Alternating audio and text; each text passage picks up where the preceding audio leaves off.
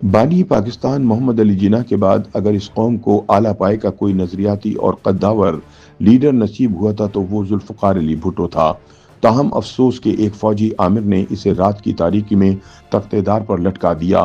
कायदे अवाम कहलाने वाले भुट्टो ने आइन शिकन फौजी डिक्टेटर के सामने झुकने से इनकार करते हुए रहम की अपील दायर करने से इनकार कर दिया और मौत को गले लगा लिया। यूं भुट्टो अवाम के दिलों में हमेशा के लिए अमर हो गया। मारूफ लिखारी और तज्जियाकार अयाज अमीर अपने सियासी तज्जिये में इन ख्यालात का इजहार करते हुए कहते हैं कि मोहम्मद अली जिन्ना और जुल्फ़िकार अली भुट्टो के बाद पाकिस्तानी कौम को हकीकी क़यादत के बजाय खोटे सिक्के ही बतौर लीडरशिप नसीब हुए। लेकिन ये तल्ख हकीकत कौम को समझना नागुज़ीर है कि जिन्ना और भुट्टो हम में से नहीं थे। वो सोच, किरदार और वजन के एतबार से हम सबसे कहीं बुलंद थे। अयाज अमीर के मुताबिक बतौर कौम हमारी मजमूई नाकामियां इस बात की गवाही देती हैं कि हम इन अजीम रहनुमाओं के मेयार पर पूरा नहीं उतर सके। अयाज अमीर साबिक वजीर आजम नवाज शरीफ के प्रिंसिपल सेक्रेटरी रहने वाले सीनियर ब्यूरोक्रेट सैयद सईद मेहदी की हाल ही में शाया शुदा याददाश्तों पर मबनी किताब का हवाला देते हुए बताते हैं कि इस किताब में पाकिस्तानी सियासी और रियासती अशराफिया के किरदार को बेनकाब करने वाले मुतअद्दिद वाक़यात कलमबंद किए गए हैं जो हमारी तारीख के तल्ख मगर अहम अबवाब की अक्कासी करते हैं। इनके बकौल सईद मेहदी अपनी किताब में बयान करते हैं कि जब वो मुल्तान में असिस्टेंट कमिश्नर थे तो तब के कमिश्नर मुल्तान के खिलाफ मार्शल इंक्वायरी शुरू हुई। साबिक मातहत अफसरान ने कमिश्नर के खिलाफ गवाहियां दी जबकि उन पर मौसीकी की महफिलों के इनकाद का इल्जाम भी था। इस सिलसिले में मारूफ गुलकार आए इकबाल बानो और सुरैया मुल्तानीकर को तलब किया गया मगर दोनों ने कमिश्नर के खिलाफ एक भी लफ्ज कहने से इनकार कर दिया। जब इनसे पूछा गया कि महफिलों के इव्ज इन्हें क्या मुआवजा दिया जाता था तो उनका कहना था कि कमिश्नर इनके गुरु और महाराज हैं और वो इनसे पैसे लेना गुनाह समझते हैं। अयाज अमीर के मुताबिक तारीख पाकिस्तान में अक्सर ये देखने को मिलता है कि जिन लोगों को माशरे में हकीर समझा जाता है उनका किरदार ताकतवर तबकों से कहीं बुलंद होता है। अयाज अमीर के बकौल ऐसी किताब पढ़कर शदीद मायूसी और डिप्रेशन का एहसास होता है क्योंकि किरदार की पस्ती इस कदर नुमाया हो जाती है कि कौम की हालत पर हाथ खड़ा करने को जी चाहता है। वो लिखते हैं कि जनरल परवेज मुशर्रफ के इक़्तिदार पर कब्जे के बाद नवाज शरीफ के साथ सईद मेहदी भी गिरफ्तार हुए और 2 साल बाद जमानत पर रिहाई मिली।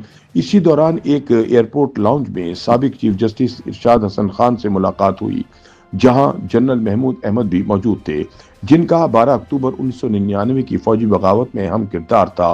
सईद मेहदी के मुताबिक साबिक चीफ जस्टिस दौड़ते हुए जनरल महमूद के पीछे गए और इनसे राब्ता नंबर मांगा, ये कहते हुए कि वो आज भी खासा असर रसूख रखते हैं।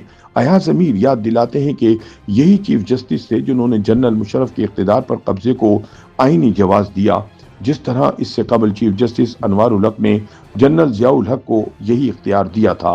अयाज अमीर किताब में बयान किए गए एक और वाक़े को बयान करते हुए कहते हैं कि जुल्फ़िकार अली भुट्टो के मुल्तान के दौरे के दौरान core commander Multan lieutenant general Ziaul हक गैर मामूली तौर पर मुतहर्रिक होकर वजीर आजम की जाती सिक्योरिटी की निगरानी करते रहे और बार बार इस रेस्ट हाउस के चक्कर लगाते रहे जहां भुट्टो मुकीम थे।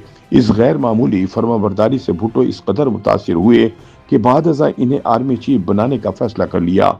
अयाज अमीर के मुताबिक यही वो फैसला था जिसके असरात ने बाद में तारीख का रुख बदल दिया।